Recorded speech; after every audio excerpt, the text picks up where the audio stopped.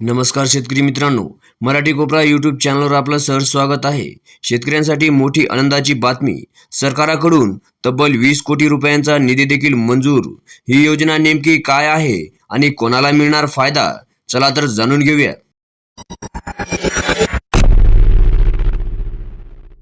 मित्रांनो, महाराष्ट्र शासनाने गोपीनाथ मुंडे शेतकरी अपघात सुरक्षा सानुग्रह अनुदान योजना अंतर्गत सन 2025 ते 2026 साठी महत्त्वाचा निर्णय घेतलेला आहे। मित्रांनो, या योजनेअंतर्गत आधीच 120 कोटी रुपयांचा निधी वितरित करण्यात आला आहे। आता आणखी 20 कोटी रुपये मंजूर करण्यात आले आहेत।